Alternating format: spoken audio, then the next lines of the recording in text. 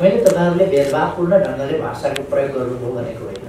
मैले के मात्रै भनेको भने तिमी भन्ने शब्द चाहिँ अंग्रेजीमा यु भन्दाखेरि तिमी तपाई सबैलाई यु नै भन्छ र बालाई पनि आमालाई पनि हजुरबालाई पनि छोराछोरीलाई पनि सबै भन्छ। तर नेपाली भाषा चाहिँ अंग्रेजी जस्तो यस मामलामा यो भन्दा अंग्रेजी भन्दा अलिक धनी छ। तिमी तपाई भन्ने आदर भाव व्यक्त गर्ने यो हाम्रो भाषिक सम्पन्नता हो, समृद्धि हो। आफूभन्दा सानाहरूलाई मायाले तिमी भन्ने, साह्रै नजिक भएकाहरूलाई कहिलेकहिले तँ पनि भन्ने, साथीका बीचमा पनि त्यो आत्मीयता झल्काउनका लागि अथवा कहिले अघि मुनामदनको पनि कुरा चल्नु ईश्वर तैँले रचेर फेरि कसरी बिगारिस् भन्ने जस्ता खालको कुरा। तँ पनि भगवानलाई पनि भनिन्छ। अंग्रेजीमा पनि भगवानलाई दाउ भन्ने शब्द प्रयोग गरिन्छ।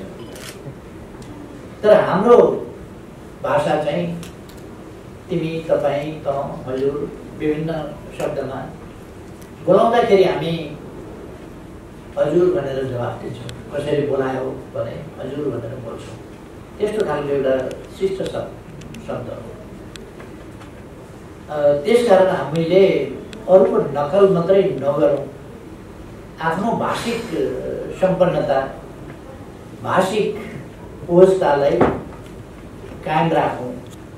र हाम्रो देश एउटा सभ्यताको सुरुवात गर्ने देश हो। यसमा तपाईहरुले भाषाको प्रयोगको सम्बन्धमा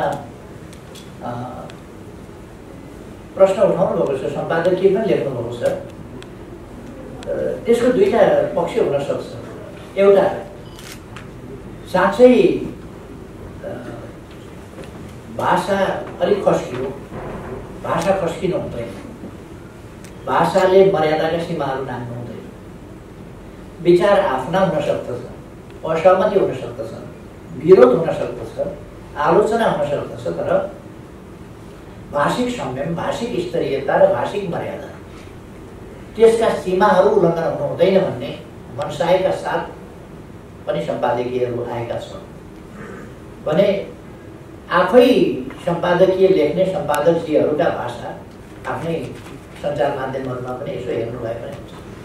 अथवा यो भाषिक समस्या एउटा साझा समस्याकै रूपमा आएको छ कि जस्तो पनि लाग्छ। यसप्रति हामी सबैले ध्यान दिनुपर्छ।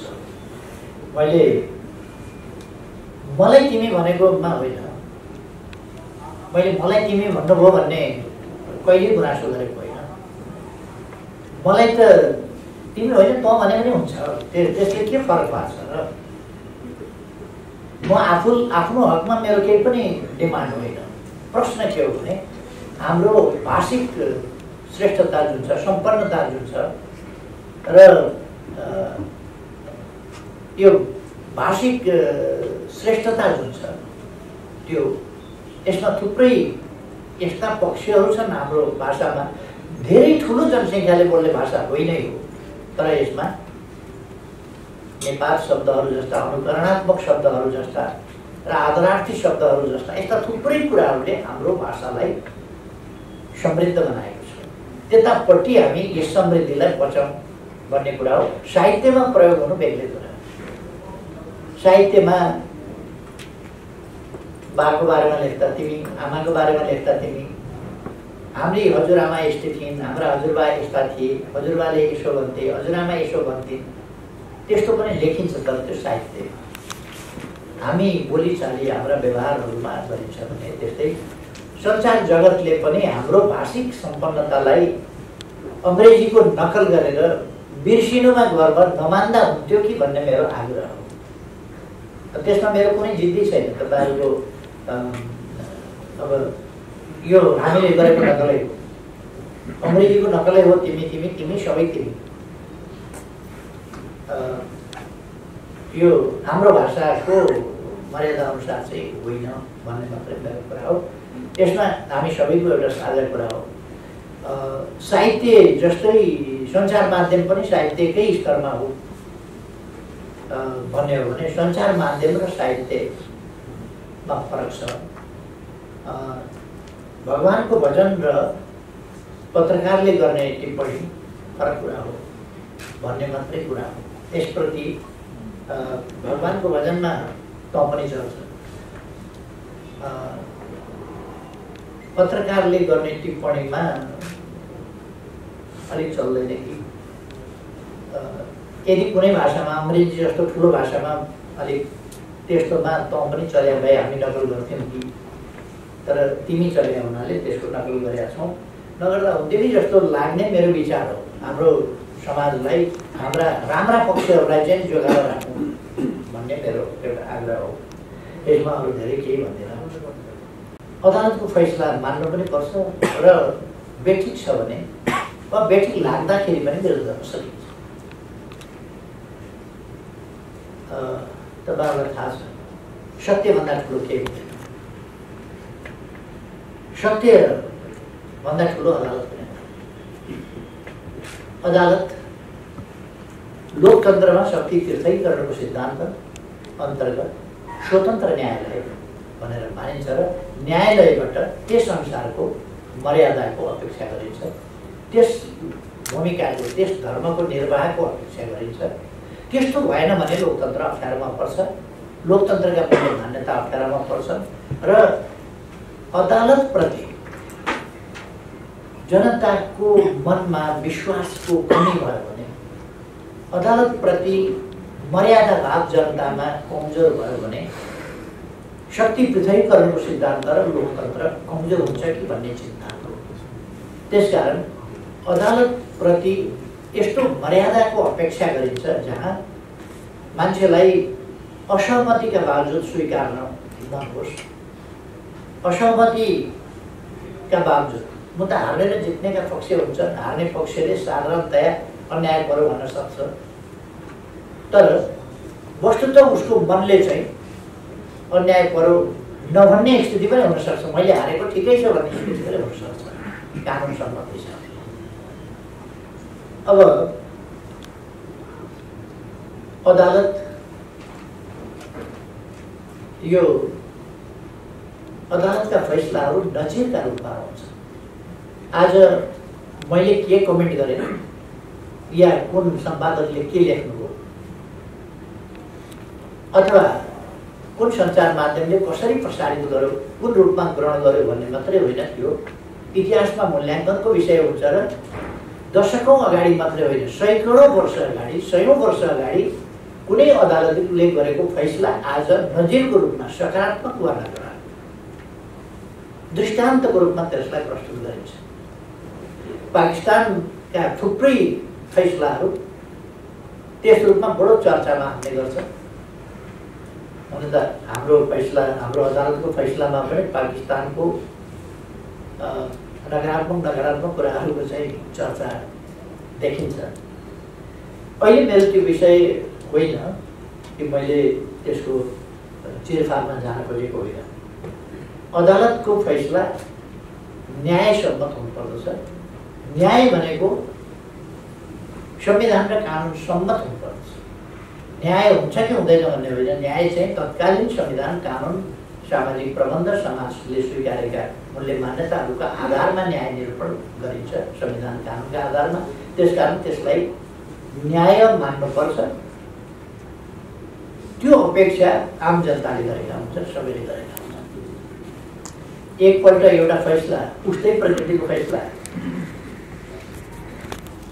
अध्यादेशबाट राज्य सञ्चालन गर्न खोजियो, राज्य चलाउन खोजियो भन्ने हुन्छ। अर्कोपल्ट त्यही कुरा केही पनि हुँदैन। यस्तो खालको कुरा हुँदाखेरि हामीलाई त केही छैन। एमाले प्रतिपक्षमा गयो भने साथीहरूले अघि अलिकति चिन्ता पनि जाहेर गर्नुभएको छ नि, 5 वर्ष चलाउन सक्नु भएन भनेर म धन्यवाद गर्छु। 5 वर्ष चलाउनु पर्थ्यो केपी ओली नेतृत्वको सरकारले भने त सबैलाई छ नि। दुःख मनाउ त गर्नुभएको छ नि त साथीहरूले। 5 वर्ष चल्नु पर्थ्यो, चलेन होला। मलाई अलिकति के भने तपाईँले ढङ्ग पुर्याउनु भएन, जोगाउनु पर्दैन थियो त्यति राम्रो चलेको सरकार भन्ने आलोचना त गर्नु छ नि त। जोगाउनु पर्थ्यो त्यो सरकार, सबैको सहमति। मेरो ढङ्ग पुगेन भन्ने आलोचना छ। म ढङ्ग पुगेनमा जान चाहन्छु। मुख्य कुरा के हो भने त्यो सरकार चाहिँ चल्नु पर्थ्यो 5 वर्ष भन्ने कुरा चाहिँ मुख्य कुरा हो। मेरो ढङ्ग नपुगे अब र आलोचना गर्न सकिन्छ, तर सम्मानित अदालतप्रति लोकतन्त्रमा फेरि पनि यस्तो सम्मान चाहिँ गरिन्छ जहाँ त्यो फैसला कार्यान्वयन चाहिँ गरिन्छ। फैसला मान्ने, फैसलाको कार्यान्वयन गर्ने र यसै कारणले चित्त बुझेन, यसै कारणले फैसला गलत छ भन्न पाउने, यो लोकतन्त्रको मूल्य मान्यता अन्तर्गतको पनि कुरा हो र त्यो न्यायसङ्गत कुरा पनि, आफ्नो कुरा पनि भन्न पाइने र अदालतको फैसलालाई मान्ने। हामीले अदालतको फैसलालाई मानेका छौँ, मान्ने गरेका छौँ र लोकतन्त्रमा अदालतले कहिले कहिले गलत फैसला गर्छ, जस्तो परमादेशको फैसला गलत गर्छ। यो आजका लागि मात्रै भनेको होइन, मैले हिस्ट्री विल जज, भोलि इतिहासले मूल्याङ्कन गर्नेछ, यो संविधान सम्मत भए। तर पनि लोकतान्त्रिक प्रणालीमा शक्ति पृथकीकरणको सिद्धान्तमा स्वतन्त्र न्यायालयका रूपमा फैसला जस्तोसुकै आए पनि मानिन्छ। यो आफ्नो मर्यादा, जनताको नजरमा आफ्नो मूल्याङ्कन र जनताको अदालतप्रतिको विश्वासको रक्षा गर्ने काम सबैको हो, त्यसमा पनि अदालतको मुख्य रूपमा हुन्छ। मैले त्यति मात्रै यसमा भन्न चाहन्छु, मात्रै कुरा होइन। त्यो पछिसम्मका लागि त्यसले एउटा दृष्टिकोण दिएको थियो, एउटा चिन्तन दिएको थियो, हो त्यो चिन्तनबाट अगाडि बढ्छ। रेल बनाएपछि तपाईँले 100 किलोमिटर मात्रै लिक पछ्याएको छ भने 100 किलोमिटर जान्छ, 1000 किलोमिटर पछ्याइसक्नुभयो भने त्यही रेल 1000 किलोमिटर अगाडि पनि जान्छ। त्यसकारण 100 किलोमिटर हुँदा बनेको रेल भन्ने कुरा चाहिँ त्यति महत्त्वपूर्ण हुँदैन, कति लिक छ त्यतिमा दौड्न सक्छ। त्यसकारण जनताको बहुदलीय जनवादको सम्बन्धमा, यसको विकास सम्बन्धमा, यसको परिमार्जन सम्बन्धमा स्वाभाविक रूपमा यसको विकास कसरी हुँदै आएको छ चर्चा हुन्छ र यसले अब समाजवाद उन्मुख, जो नेपालको संविधानले भनेको छ, त्यो समाजवाद उन्मुखलाई कसरी परिपूर्ण गर्छ। जनताको बहुदलीय जनवादको सम्बन्धमा कुनै कन्फ्युजन हुँदैन। यो पोलिटिकल डेमोक्रेसी मात्रै होइन, धेरै ठाउँमा मैले भनेको छु, पोलिटिकल डेमोक्रेसी मात्रै होइन, यो सोसल इकोनोमिक कल्चरल एस्पेक्टहरू, क्लाइमेट सम्बन्धी, ह्युमन राइट्स सम्बन्धी अरू विभिन्न विषयहरू समेत समेटिएको विषय हो। त्यसकारण यो एक पक्षीय होइन, बहुआयामिक बहुपक्षीय छ र यो समाजको, समग्र समाजको परिवर्तनको एउटा सिद्धान्त हो, परिवर्तनको एउटा बाटो हो। तसर्थ यो अवश्य महाधिवेशनको विषय हुन्छ र महाधिवेशनमा यस सम्बन्धमा छलफल हुन्छ।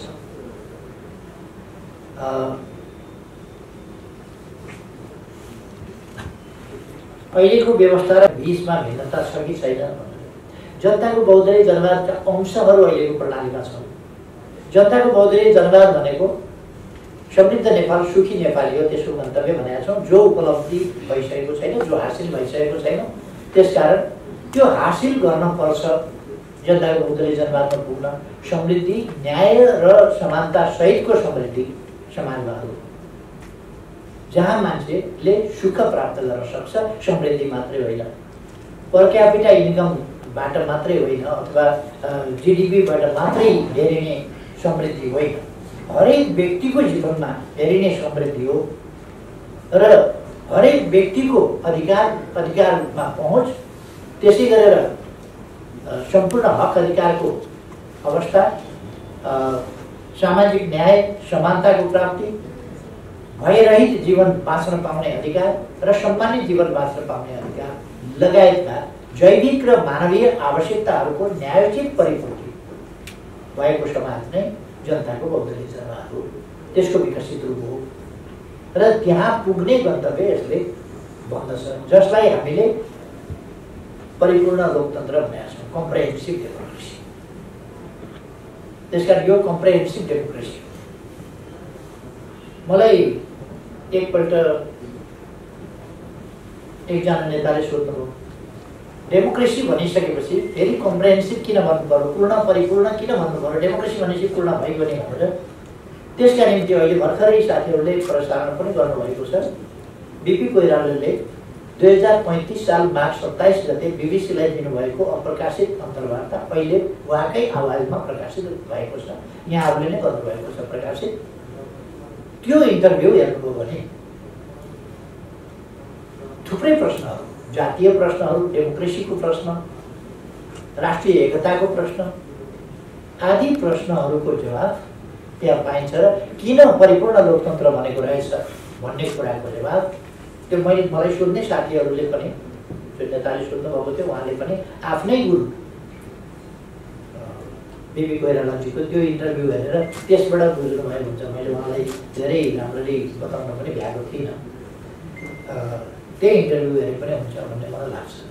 किन बिबी कोइरालाले पूर्ण लोकतन्त्र भन्नु, किन उहाँले लोकतन्त्र मात्रै भनेर नपुगेर पूर्ण लोकतन्त्र के अर्थमा भन्नु भन्ने कुरा।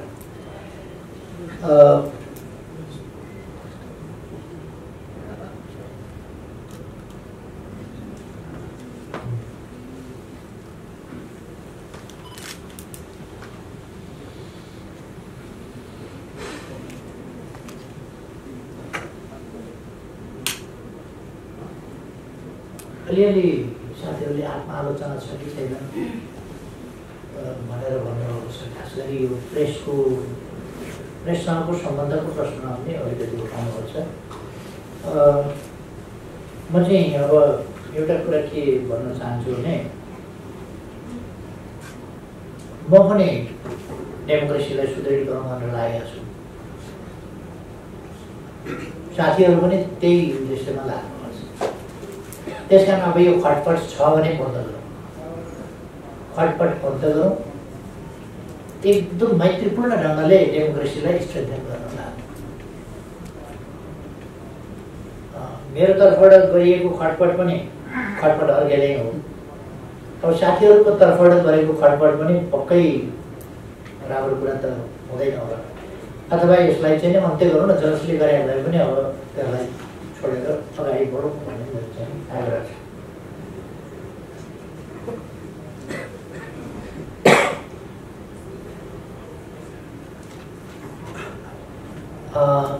धन विभाजन सम्बन्धी अध्यादेश एउटा आधा कुरा चाहिँ बहुत राम्ररी गर्नु, यो गलत हो भनेर। तर तपाईँले चाहिँ भन्न पाउनुहुन्न भन्नुभयो, दुईवटा त्यसका दृष्टान्त दिनुभएको छ। तर म फेरि भन्छु, दल त्याग गर्न पाउने सांसदहरूको वा केन्द्रीय सदस्यहरूको हकको कुरा र त्यस हकलाई रोक्न अपनाइने अवांछित असंवैधानिक र संविधानको मर्म कानुन विपरीतका प्रयासहरू एक ठाउँ मिल्दैन। सुस्थ डेमोक्रेटिक हक चाहिँ दल त्याग गर्ने हुनुपर्छ। सांसदमा होस्, कोही मान्छे कुनै पार्टीमा लाग्यो भने त्यो पार्टी उसले मन नपराउँदाखेरि छोड्न पाउनुपर्छ। तर राजीनामा गरेर छोड्न पाइन्छ वा कारबाही हुनुपर्छ। त्यस्तो स्थिति नगर्नका निम्ति समूह यदि ठुलो सङ्ख्यामा हो भने भारतले यस्तो थुप्रो अभ्यास गर्दा गर्दा गर्दा गर्दा 10%, 15%, 25%, 20%, 35%, 40%, अनेक प्रतिशतहरू भारतमा भने धेरैपल्ट राखिए, कानुनमा संशोधन थुप्रैपल्ट गरिए दल त्याग सम्बन्धी प्रश्न। हाम्रोमा पनि अनुभवका आधारमा धेरैपल्ट गरिए। हामीले मजबुत कानुन बनायौँ। मनसाय गलत भयो भने मजबुत कानुनले पनि थाम्दो रहेछ। यद्यपि त्यो पुष्टि भएपछि भन्नु कसरी पुष्टि भयो कुन दललाई ताकेको भन्ने कुरा चाहिँ त्यो मलाई लाग्दैन। तपाईँको घरमा चाहिँ नि विवाहको महोत्सव थियो, त्यहाँ तपाईँले पटका पड्काउनु भयो खुसियालीमा, अर्को चाहिँ पर्तिर तर्सियो के पड्कियो भनेर। त्यो तपाईँको घरको विवाह महोत्सवको कुरालाई उसले चाहिँ अब गोली बम बारुद ठान्यो, त्यो त बेग्लै कुरा हो नि। अब किन कोही झस्कियो, किन कुद्यो, किन राति राति एकीकरण गर्न 11-12 बजे एकीकरण गर्न किन पुग्यो, अब त्यो त बेग्लै कुरा हो। त्यतापट्टि ताकिएको त थिएन, त्यस्तो कुनै प्रयास कतै बाहिर आएको पनि थिएन। त्यति बेला यो प्रयास यसरी आयो भन्ने पनि थिएन। त्यसकारण त्यो सांसद र केन्द्रीय सदस्यहरूको र वास्तवमा भन्ने हो भने सांसद नागरिक हो, केन्द्रीय सदस्य पनि नागरिक हो, उसले दल त्याग गर्न पाउनुपर्छ कानुनसम्म ढङ्गले। कानुन यस्तो जटिल बनाउनु हुँदैन कि मैले अघि नै भने हिँड्दा हिँड्दै सांसद त एउटा निर्धारित सङ्ख्या हुन्छ, तर हिँड्दा हिँड्दै केन्द्रीय सदस्यको सङ्ख्या यति विशाल बनाइदिने कि त्यहाँ यदि मलाई चाहियो भने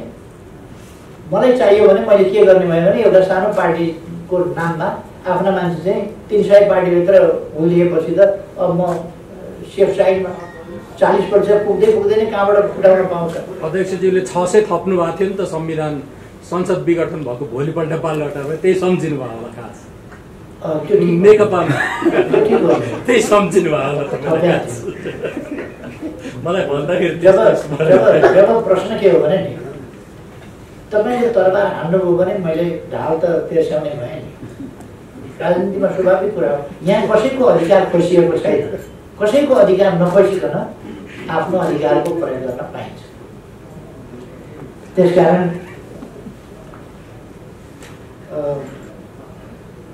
के अध्यादेश गलतै, अध्यादेश संवैधानिक कुरै होइन जस्तो त्यस्तो होइन। अध्यादेश संवैधानिक कुरा हो तर समुचित प्रयोग गर्नुपर्छ। संसदको अधिवेशन चालू नरहेका बखत देशलाई तत्काल जरुरी परेन भन्ने कुरालाई ध्यान दिनुपर्छ। कुरा त्यति हो। पहिले चाहिँ यो 20%मा पनि वा गरेर ल्याएको, एमालेलाई ताकेर ल्याएको, जब मान्छे वहाँ दल विभाजन गर्नभन्दा पुगेका छन् कति प्रतिशत 20%, 30%, 25% यहाँहरूले दिनुभएको छ, यति प्रतिशत भनिकन तौलिकन यतिजना पुग्यो यतिजना पुगेन भनिकन यसरी कानुन निर्माण गरिँदैन, यसरी अध्यादेश ल्याइँदैन, मध्यरातमा बन्द गरेर ल्याइँदैन। यो कुरा के भने रातको कुरा, मध्यरातको कुरा भनेको मध्यरातसँग सरकार होइन, मध्यरातमा अधिवेशन अन्त्य गर्ने अर्थात् र भोलिपल्ट बिहानै जारी गर्ने कुना जुन अध्यादेश यो चाहिँ कपटपूर्ण हो, यो दूषित मनसाय भयो भन्ने प्रश्न मात्रै हो।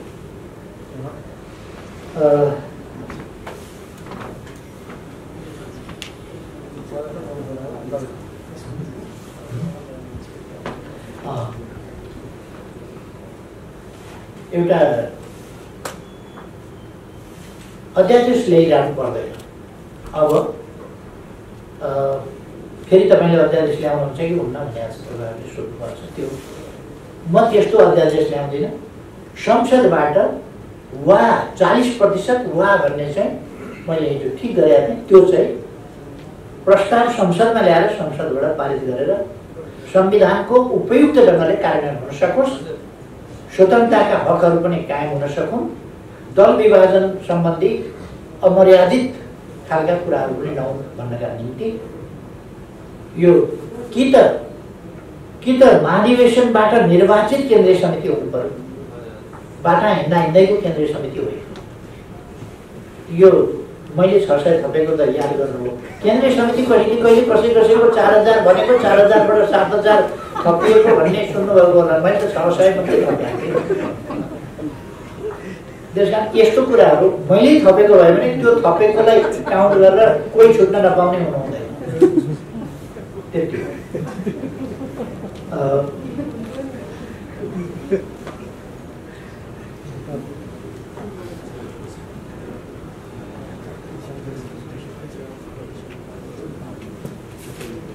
अर्को चाहिँ शेरबहादुरजीसँग मिलेर अर्ली इलेक्सनमा जाने कि नजाने भनेर भन्नुहुन्छ। यो चलेन, यो प्रतिनिधि सभा संसद चलिरहेको छैन, निर्वाचन आवश्यक छ, ताजा जनादेश आवश्यक। म अहिले पनि भन्छु ताजा जनादेश आवश्यक छ। मिल्नै पर्दैन, उहाँहरूले गराएको छ। गठबन्धन छँदैछ, मिलेर लड्छौँ भन्नै भएको छ। अब योभन्दा बढी के आउँछ त? कहाँबाट? अरू गठबन्धन त थपिने होइन होला, यो गठबन्धनले चुनाव गराएको नि त।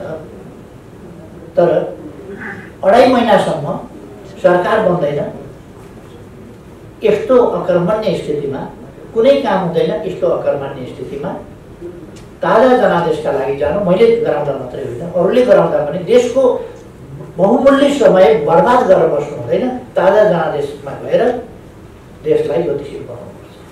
मेरो धारणा थियो। अर्को चाहिँ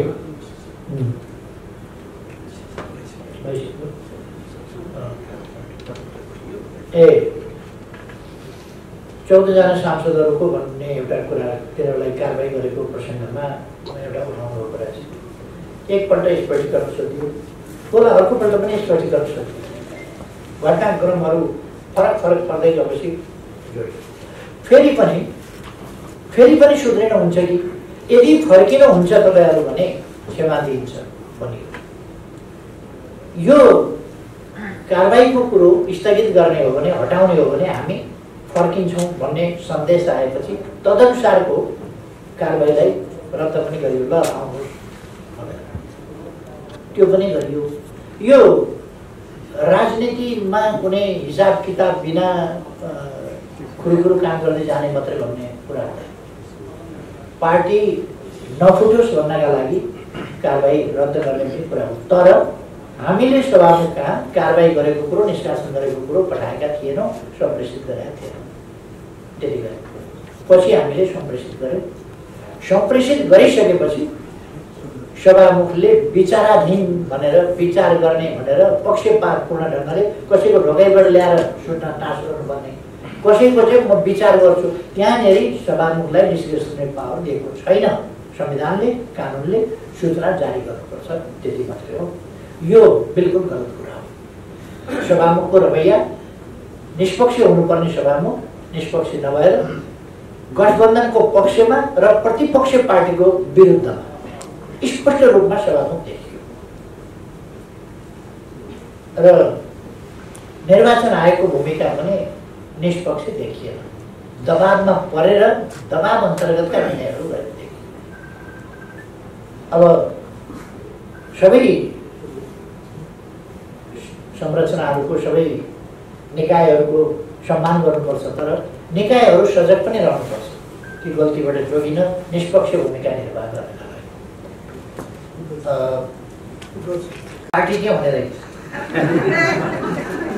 पार्टी के हुने रहेछ, दुईटाले चलाउँदा 5 वर्ष चलेन। अब चुनावपछि बहुमत ल्याएर एकल पाइलटले एकदम सुपरफास्ट जेट, डेभलपमेन्टका लागि सुपरफास्ट जेट चलाइन्छ।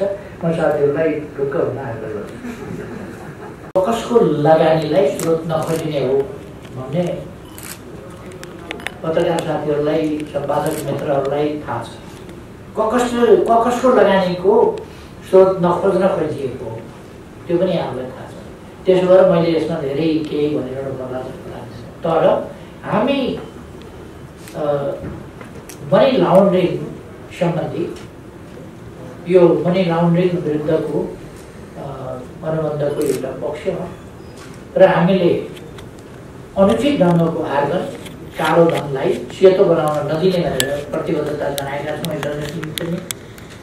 र हामी अस्वच्छ खालका आर्थिक गतिविधि इन्टरनेसनल रूपमा पनि जो विभिन्न प्रकारका अवांछित क्रियाकलाप र क्राइम जन्य कुराहरूबाट आर्जित गरिएको हुन्छ, त्यस्तो या त करप्सन होस् अथवा अरू प्रकारका हुन्, ड्रग हुन्, अरू प्रकारका हुन्, त्यस्ताबाट आर्जित सम्पत्तिहरूलाई सेतो गराउन पाइँदैन अथवा नक्कली ढङ्गले त्यसको लाउन्ड्रिङ, त्यसको धुलाइ गर्न पाइँदैन भन्ने जुन कुरा छ त्यो हामी पक्ष राष्ट्र पनि हौँ र हामी त्यसमा प्रतिबद्ध पनि छौँ।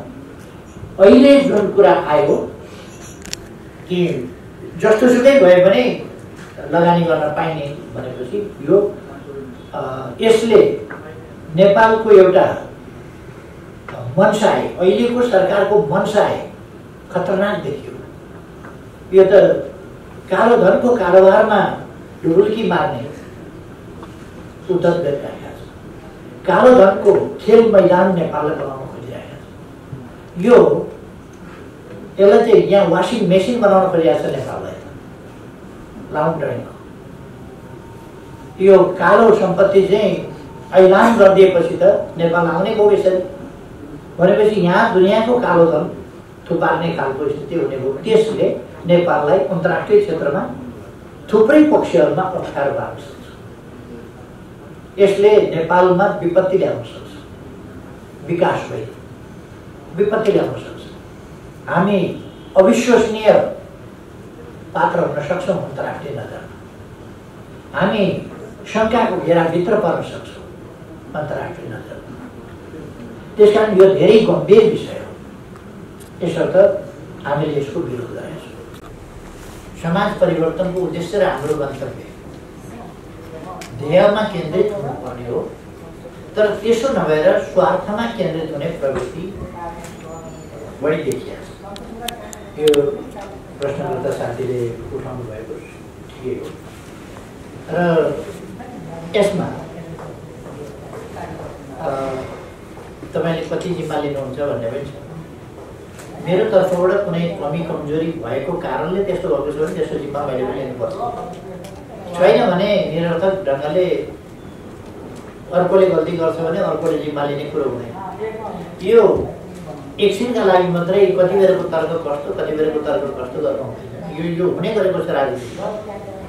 विभिन्न देशमा विभिन्न सन्दर्भमा विभिन्न समय हाम्रै देशमा पनि नेपाली कङ्ग्रेसभित्र सुरुमै 7 सालको आन्दोलनभन्दा पछि पनि विभाजन भएको थियो र त्यो हामीले देखेका छौँ। अघिल्ला सभापति र पछिल्ला सभापति, संस्थापक सभापति र पछिल्ला सभापति अनेकका बिचमा त्यस प्रकारका कुराहरू देखेका छौँ। गणेशमानजीले नेपाली कङ्ग्रेस परित्याग गरेको घटना देखेका छौँ। कृष्णप्रसाद भट्टराईजीले नेपाली काङ्ग्रेस परित्याग गरेको घोषणा गरेको कुरा देखेका छौँ। यस्ता कुराहरू राजनीतिमा हुँदा रहेछन् जो नहुनु पर्थ्यो। त्यसमा कसको कति दोष त्यता नजाउँ। मलाई लाग्छ मैले सधैँ समन्वयको भूमिका खेले भन्ने कुरा त नेपालमा राजनीतिक आन्दोलन शिथिल भएको बेला, विभाजित भएको बेला मैले एउटा नयाँ आन्दोलन सुरु गरेको थिएँ। एकता एकीकरणको अभियान सुरु गरेको थिएँ। पार्टी विस्तारको कुरा सुरु गरेको थिएँ। तानाशाहीका विरुद्ध आन्दोलनको कुरा सुरु गरेको थिएँ र त्यो व्यवहार अगाडि बढाएको थिएँ। त्यहाँदेखि अहिलेसम्म नयाँ आन्दोलन सिर्जना गर्ने सन्दर्भमा 51 वर्षदेखि यो मैले नयाँ आन्दोलन सुरु गरेर यहाँ यता आएको 51 वर्ष हो। त्योभन्दा अगाडि म फरक ढङ्गले राजनीतिमा थिएँ। तर गएका 51 वर्षदेखि मैले जुन एकीकरणको अभियानलाई प्रयासलाई अगाडि बढाउने कुरा गरेँ र पछिल्लोपल्ट आएर सायद सबै साथीहरूले एकपल्ट आश्चर्य व्यक्त गरेको होला, माओवादी केन्द्रलाई पनि मिलाएर त्यसरी लगेको कुरा पनि साथीहरूले देख्नुभएको होला। त्यसो भएर मैले मिलाइन भन्ने होइन, तर जब मान्छे व्यक्ति स्वार्थलाई केन्द्रभागमा राखेर षड्यन्त्रपूर्ण ढङ्गले चल्न खोज्छ, षड्यन्त्र असफल भएपछि आफै लड्छ। अहिलेको स्थिति त्यस्तै भएको हो। यसले आन्दोलनलाई पनि नोक्सान पारेको छ, देशलाई पनि नोक्सान पारेको छ। सबैलाई मिलाएर लानुपर्छ। अब यसमा के छ भने म आफ्नो पार्टीको मात्रै कुरा गर्छु। राष्ट्रिय राजनीति यति बेला आधारभूत प्रश्नहरूमा, लोकतन्त्रका प्रश्नमा, राष्ट्रियताका प्रश्नमा, विकासका प्रश्नमा, सामाजिक न्याय समानताका प्रश्नमा, यी प्रश्नहरूमा एकताबद्ध भएर जानुपर्ने र स्वस्थ प्रतिस्पर्धा स्वाभाविक हो। स्वस्थ प्रतिस्पर्धा गर्दै मिलेर जानुपर्ने। तर त्यो ठाउँमा अहिले परस्परमा द्वेष, घृणा विस्तार गर्ने, फैलाउने सामान्य ढङ्गले मैले त सरकार चलाइराखेका थिएँ, पार्टी चलाइराखेका थिएँ। त्यस्तो स्थितिमा एउटा पार्टीभित्रै गडबडी सुरु गर्ने, आरोपित लान्छना आदि इत्यादि गर्ने, त्यस्ता खालका कुराहरू सुरु गरेर अस्वस्थता सुरु गर्ने र देशलाई नै एउटा अकर्मण्यताको स्थितिमा पुर्याउने, संसदलाई केही गर्न नदिने स्थितिमा पुर्याउने, सरकारलाई चल्न नदिने स्थितिमा पुर्याउने भनेपछि बहुमत पार्टी कोही पार्टी छ, अर्को वैकल्पिक सरकारको कुनै ठाउँ छैन, बहुमतवाला पार्टीमै त्यो भएपछि सरकार चल्ने पनि कुरा भएन, संसद चल्ने पनि कुरा भएन राम्ररी। त्यस स्थितिमा ताजा जनादेशमा जानु आवश्यक थियो।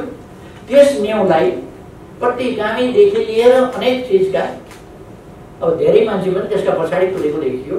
भ्रम पर्नु स्वाभाविक हो, भ्रम पर्या हो र मिलाउन नखोजिएको होइन, मिलाउन खोजिएको हो, तर मिल्ने कुरालाई अस्वीकार गरेर विभाजनतिर गएको स्थिति फेरि पनि मलाई के लाग्छ भने मैले पार्लियामेन्टको रोस्टरबाट पनि धेरैपल्ट भनेको छु, आजको राजनीति, आजको देशको अवस्था विभाजनतिर, वैमनस्यतातिर, तनावतिर जाने होइन। स्वस्थ प्रतिस्पर्धा गरौँ, तर एउटा परिधिभित्र रहेर, प्रणालीको परिधिभित्र रहेर, त्यसलाई नोक्सान नपर्ने गरी, संविधानलाई नोक्सान नपर्ने गरी प्रतिस्पर्धा गरौँ र आधारभूत प्रश्नहरूमा एकजुट भएर जाउँ भन्ने मेरो कुरा हो र अहिले पनि म त्यस कुरामा प्रयास गर्छु।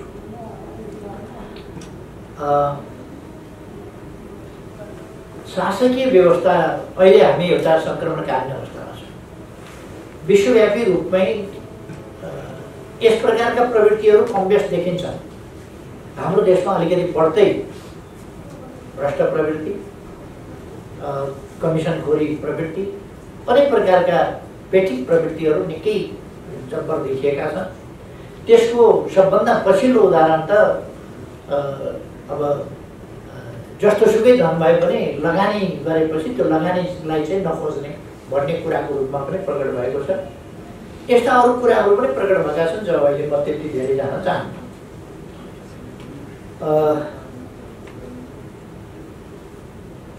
अत्यन्तै अस्वस्थ, अनुचित, असंवैधानिक, अलोकतान्त्रिक र देशका लागि अहितकर प्रवृत्तिहरूको बोलबाला गठबन्धनबाट बोलबालामा पुगेपछि म सरकारबाट हट्याएँ। त्यो सरकारबाट हट्ने कुरा ठुलो होइन, तर जुन विधि प्रक्रियाबाट हट्यो त्यो चाहिँ उचित थिएन। मैले त्यो अघि नै पनि भने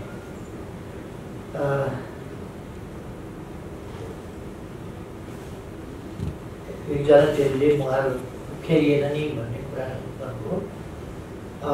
म दावा साथ हुन्छु, अहिलेसम्मका सरकारका कामहरूमा म प्रधानमन्त्री भएर सञ्चालन गरिरहेको अवधि हेरियोस्, विकासका कामहरूको गति हेरियोस् र समाजलाई ठिक दिशामा तीव्र गतिले अगाडि बढाउने प्रयासहरूमा कसरी केन्द्रित भयो त्यो कुरा हेरियोस् र विभिन्न प्रतिकूलताहरूसँग जुझेर कसरी अगाडि लगियो, राष्ट्रिय गौरवलाई कसरी अगाडि बढाइयो, स्वाभिमानलाई कसरी अगाडि बढाइयो, भौगोलिक अखण्डतालाई कसरी अगाडि बढाइयो, स्वाधीनतालाई कसरी अगाडि बढाइयो, स्वतन्त्र हैसियतलाई कसरी अगाडि बढाइयो र देशको विकासका कामलाई कुन रूपमा रफ्तारमा तीव्रता दियो, यो कुरालाई हेर्नुपर्छ, अनुहार हेर्ने होइन। अब तपाईँलाई मेरो अनुहार मन नपऱ्यो होला, मन नपर्नु पर्ने कुनै कारण त मलाई लाग्दैन। त्यसकारण अनुहारको प्रश्न होइन, प्रश्न काम। मैले अहिलेको सरकार चाहिँ उपयुक्त छैन भनेको शेरबहादुरजीको अनुहार राम्रो लागेन भने होइन, बडो ह्यान्डसम हुनुहुन्छ, अनुहारको कुरा होइन। तर अनुहार फेरिने नफेरिने त म पछि शेरबहादुर फेरिनु भयो नि त, पहिले पनि त यो बिचमा थुप्रो अनुहार फेरिएका छन् नि त। तर अनुहार फेरिने कुरा होइन, कहिले कहिले राम्रै अनुहार पनि फेरिदिन्छन्, जस्तो यसभन्दा अगाडिको अनुहार फेरियो नि प्रधानमन्त्रीबाट, त्यो पनि ठिक हो क्या। त्यो ढङ्गले हामीले कामसँग हेरेर जानुपर्छ भन्ने लाग्छ।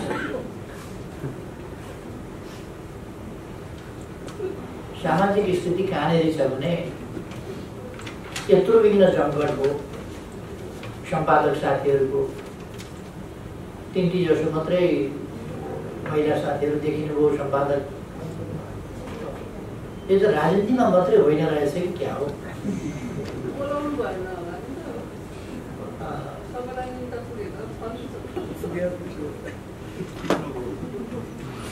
खैर आफ्नै क्षेत्रमा पनि अलिकति ध्यान दिने हो कि कमसेकम म के भन्छु भने मङ्सिर 10, 11, 12मा सम्पन्न हुने नेकपा एमालेको 10औं राष्ट्रिय महाधिवेशनबाट हाम्रो पार्टीको केन्द्रीय कमिटीमा 33% महिलाहरूको उपस्थिति हुनेछ। नोट गरेर राख्नुहोस्, नोट गरेर। त्यसपछि मैले गर्ने पत्रकार सम्मेलनमा महिलाहरूको उपस्थिति 1/3 हुन्छ कि हुँदैन म हेर्छु। सचेत समुदायले सङ्घर्ष गर्नु पर्यो यसका लागि। म त आफ्नो ठाउँमा गर्दैछु, अब पत्रकारमा मैले नियुक्त गर्न जाने कुरा भएन सम्पादक। राजनीतिक पार्टीमा चाहिँ 33% म पुर्याउँछु। प्रचार विभागमा चाहिँ हजुरले गर्नुहुन्छ, यतातिर हामी हेरौँला। सही कुरा गर्नु। केन्द्रीय कमिटीमा भन्दैछु, प्रचार विभागको मात्रै होइन, केन्द्रीय नेतृत्वमा, केन्द्रीय कमिटीमा 33% महिला को उपस्थिति महाधिवेशनबाट हुन्छ। अहिले मनोनित गर्ने कुरा भएन। त्यसको प्रबन्ध अहिलेदेखि वैधानिक व्यवस्था गरेरै जान्छौँ। हामीले इनइक्वालिटीलाई कम गर्ने सम्बन्धमा र इक्वालिटी बढाउने सम्बन्धमा थुप्रै काम गरेका छौँ। जननिर्वाचित स्थितिमा जननिर्वाचितको कुरा गर्ने हो भने जनप्रतिनिधिको क्षेत्रमा हामीले 41% निर्वाचित जनप्रतिनिधि चाहिँ महिला पुर्याएका छौँ। हामीले त्यो हामी इन्टरनेसनल तहमै गर्व गर्न सक्ने कुरा हो। त्यो तहमा केही देशहरू मात्रै छन् विश्वका, आम रूपमा छैनन्, जहाँ नेपाल हामीले पुर्याएका छौँ। त्यसकारण यी एचिभमेन्टहरू नभएका होइनन्, अरू ठाउँहरूमा पनि एचिभमेन्ट पुर्याउँदै जान्छौँ हामी।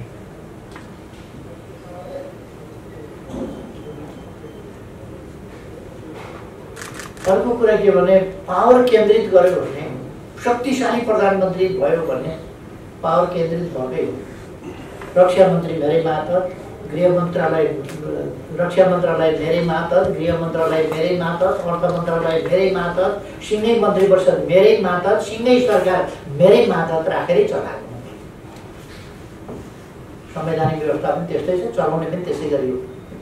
अब जब रक्षा मन्त्रालय नै चलाएको छु, गृह मन्त्रालय नै चलाएको छु, गृह मन्त्री रक्षा मन्त्री सबै मैले नै नियुक्त गर्ने हो,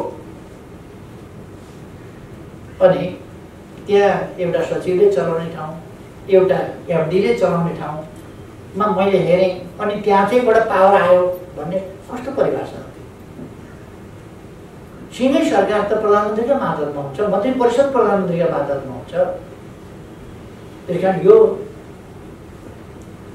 हल्ला त्यसलाई प्रभावकारी बनाउन कसो गर्नुपर्छ भनेर नयाँ खालका प्रयोगहरू गर्नु स्वाभाविक हो।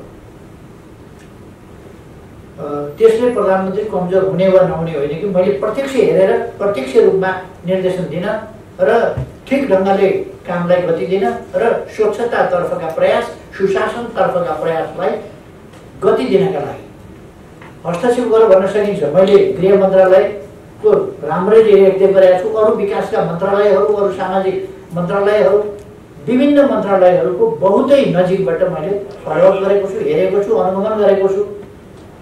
त्यो त्यसै कारण काम भएको छ। त्यस कारण यो पावरफुल भयो भन्ने होइन, प्रधानमन्त्री पावरफुल भइहाल्छ। सबै मन्त्रालय उसका मातहत, सबै मन्त्री उसका मातहत, अनि पावरफुल हुँदैन। उसँग मन्त्री परिषद फेरबदल गर्ने अधिकार हुन्छ, अनि पावरफुल हुँदैन। अब जहाँसम्म बोल्न सक्दैन भन्ने कुरा छ। म प्रधानमन्त्री हुँदाखेरि पत्रकारहरूले गरेको भाटे कारबाहीका दाम अझै पनि हुन, कसैलाई केही भयो त? अनि मैले दमन कसलाई गरेँ? अनि बोल्नै नपाउने भन्ने कहाँ कसलाई के सजाय भयो बोले बापत? अनि पत्रकार त त्यत्रो बोलेर चाहिँ भाटे कारबाही गर्छन् मलाई भने राजनीति गर्ने मान्छेहरूले सोच्छन् होला। यहाँनिर एउटा चिन्ता देख्छु, किन सम्मान गर्छन् भने कोही भन्छन् बा भन्छन्, किन बा भने भनेर सोध्न गए हुन्छ नि त, किन बा भने भनेर सोध्नु भन्ने किन कोही पनि आलोचना गर्दैनन्? अघि पनि प्रश्न उहाँले उठाउनु थियो, बोल्न सक्दैन भने बोल्न नसक्ने भन्ने कुरा होइन। एमाले भित्र यत्रो क्वेरलिङ मचाए मान्छेहरूले, यत्रो क्वेरल ठुलो झमेला मचाए, यति गाली गलौज गरे, तै पनि पुगेन केपी ओलीलाई चाहिँ भन्न बोल्नै सक्दैन। के गर्नु पर्यो यो भन्दा बढी? बोल्न नसकेको मात्रै होइन कि के गरेको छ, के गरेको छ, तै पनि अब आम रूपमा साथीहरूले होला मेरो इतिहास हेरेर होला, अरू कुरा हेरेर होला, अनेक हिसाबले हुनसक्छ, सम्मान पनि गर्नुहुन्छ। त्यो सम्मानका लागि म साथीहरूलाई धन्यवाद दिन्छु। बोल्न नसकेको भन्ने कुरा, दमन गरेको भन्ने कुरा किन अहिले बोल्नु भएन भनेर? अहिले बोल्ने त कार्यक्रम नभएर नबोल्नु हो। मैले बोल्न रोकेर हो र होइन नि? अब तपाईँहरूले चाहिँ दुईतिर भट्टाइराख्यो भनेपछि एउटा भट्टाइ नै उठेर कुन कुन थरको राख्नु पर्छ थाहा आइपुग्यो। त्यस कारण यो त संयोगको कुरा हो, त्यसलाई खासै हुँदैन। उमेर हदको कुरा छ, कार्यकालको कुरा छ। एउटा चाहिँ क्लास दोहोऱ्याएर पढ्दिन भनेको थियो नि भनेर, क्लास छैन दोहोऱ्याएर पढ्दिन, क्लास सिद्धिएपछि के महाविद्यावारिधि गरिसकेपछि पढ्न छोड्छ मान्छेले, प्रधान सम्पादक भइसकेपछि काम गर्न छोड्छ मान्छेले। अब दोहोऱ्याएर पढ्दिन भनेको त क्लास छैन हो, क्लास सिद्धियो नि। अध्यक्षभन्दा माथि जाने ठाउँ भए मास्टर जान्थे, अध्यक्षभन्दा मास्टर जान्थे, के क्लास नदोहोऱ्याउने ठिक हुन्थ्यो।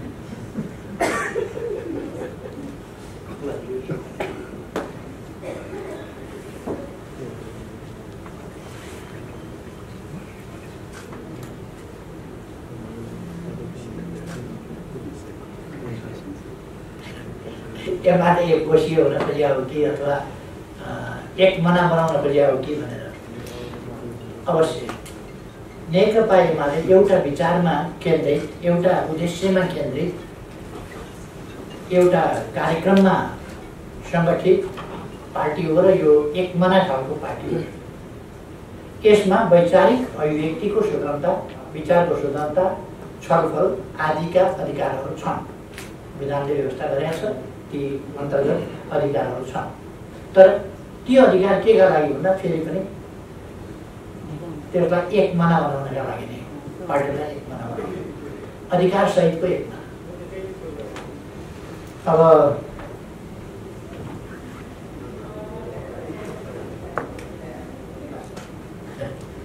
यो द्वन्द्वात्मक भौतिकवाद र एक मना पार्टी एउटै कुरा। एक मना पार्टी द्वन्द्वात्मक भौतिकवाद अपनाउँदा चाहिँ त्यहाँ एकदम मल्लयुद्ध हुनुपर्ने, पुष्टापुष्टि हुनुपर्ने, किनभने द्वन्द्ववादी हो भन्ने हुँदैन, मिलेर जानुपर्छ, एकता बनाउनुपर्छ। त्यो त्यस कारण यो द्वन्द्ववाद र एकता, पार्टी एकता फरक कुरा होइन। एउटा चाहिँ सोध्नुभएको छ, अब प्रतिपक्षमा आउनुभयो,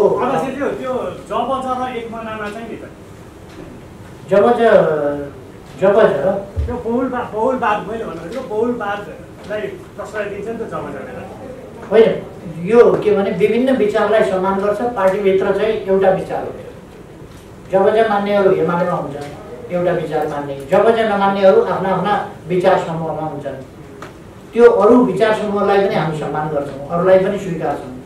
तर अर्कोतिर जाने छ भने सहयात्रा, बनारस जाने मान्छेलाई कुटीतिर जाने मान्छेले सहयात्रा, कुटीतिर जाने हिँड्ने लासातिर जानु छ भने बनारस के अरे बनारस जानु छ भने कुटीतिर हिँडेको मान्छेलाई, लासातिर हिँडेको मान्छेलाई एकछिन सहयात्रा गरौँ भन्ने केही अर्थ हुँदैन। त्यसकारण हामी बहुलवादमा विश्वास गर्छौँ, विचारको विविधतामा विश्वास गर्छौँ, वैचारिक स्वतन्त्रतामा विश्वास गर्छौँ, विचारहरूको प्रतिस्पर्धामा विश्वास गर्छौँ र विचारहरू एकत्रित हुँदाखेरि चाहिँ एउटै विचारमा समाहित हुने कुरामा पनि विश्वास गर्छौँ। त्यसकारण यो जनताको बहुदलीय जनवाद र बहुलवादका बिचमा कुनै कन्ट्राडिक्सन पनि छैन र त्यसको पार्टी एकता, विचारको एकता, एउटा विचारमा केन्द्रित पार्टी, एउटा उद्देश्यमा केन्द्रित पार्टी भन्ने कुरामा पनि फरक छैन। अब म साथीहरूलाई अलिक हतार पनि भए जस्तो बुझिन्छ। हामी पनि महाधिवेशनको अलिकति उसमै छौँ। प्रतिपक्षमा भएपछि अब सहकार्य हुन्छ होला, एकता हुन्छ होला भनेर उठाउनु भएको छ। त्यो एकदम राम्रो कुरा हो। कमसेकम प्रतिपक्षीय एकता त कायम गरौँ र ठिक छ। अब आखिर सञ्चार माध्यम त अलिक सत्ताको त्यति अनुकूल हुँदैन, प्रतिपक्षमै हुन्छ, त्यो स्वाभाविक हो। त्यो अलिकति टिप्पणीको चेत हुन्छ, अलिक आलोचनात्मक चेत हुन्छ सञ्चार जगतमा। अब प्रतिपक्षको एकता एकदम राम्रो कुरा हो। म सबै साथीहरूलाई धेरै धेरै धन्यवाद भन्न चाहन्छु। आइदिनु भएकोमा धेरै धेरै धन्यवाद छ र अत्यन्तै रुचिसाथ अन्तर्क्रियामा सहभागी हुनुभएकोमा धेरै धेरै धन्यवाद भन्न चाहन्छु। धन्यवाद।